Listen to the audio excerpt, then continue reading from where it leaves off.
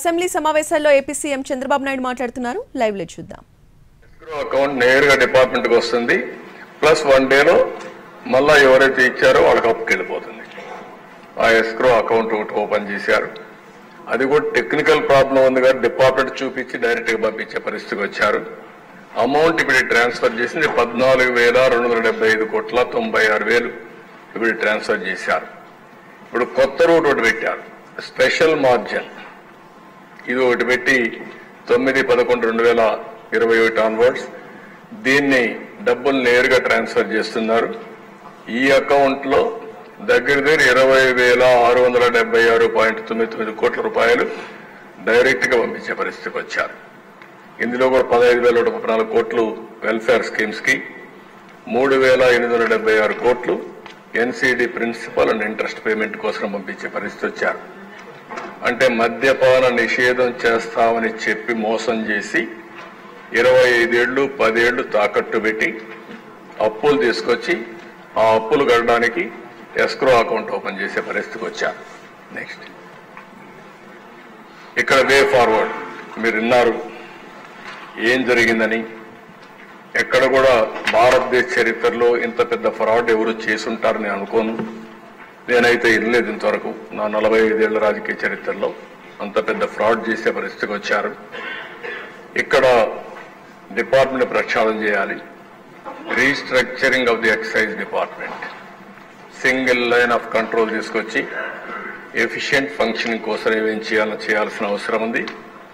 ఇంకొక పక్కన establishing comprehensive quality control, ప్రజల ఆరోగ్యం కోసం దీన్నంతా కూడా మనం ఆలోచించి ఒక సింగిల్ లైన్ ఒకటి, ఇంకో ప్రొడక్షన్ కానీ సప్లై చైన్ కానీ ప్రైమరీ డిస్టిలరీస్ కానీ ఈఎన్ఏ కానీ ఐఎంఎఫ్ఎల్ కానీ డిస్టిలరీస్ కానీ క్వాలిటీ ఇవన్నీ కూడా చెక్ చేసి అది కూడా మనం చేయాల్సిన అవసరం ఉంది. ట్రాన్స్పరెంట్ ప్రొక్యూర్మెంట్ పాలసీ, ఇది కూడా డిమాండ్ డ్రివన్ కింద ఎట్లా చేయాలనేది ప్రొక్యూర్మెంట్ పాలసీ ఇష్టానుసారంగా అలాట్ చేయడం కాకుండా పద్ధతి ప్రకారం చేయాలి. అదే మరిగా షాపులు బార్లు పాలసీ కూడా తీసుకురావాలి. రీఎగ్జామినింగ్ లిక్కర్ ప్రైసింగ్ పాలసీ కూడా ఎవరైతే ఎట్టుండాలి, మళ్ళీ పేదవాళ్ళకి అందుబాటులో ఎట్టుండాలి అవన్నీ కూడా తీసుకురావాల్సిన బాధ్యత ఉంది.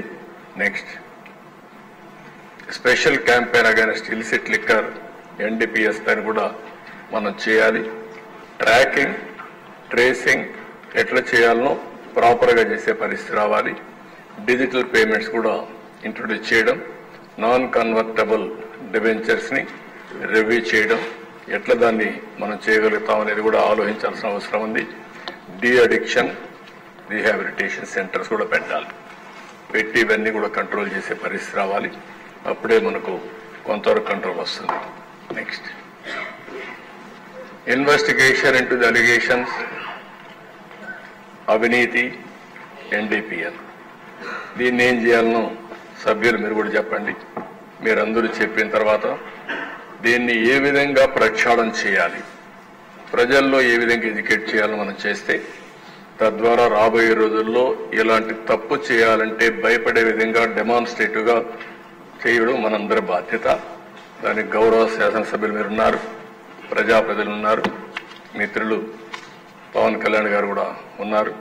అందరం కలిసి సమిష్టిగా ఆలోచించి దీన్ని టోటల్ గా ప్రక్షాళన చేయాల్సిన అవసరం ఉంది.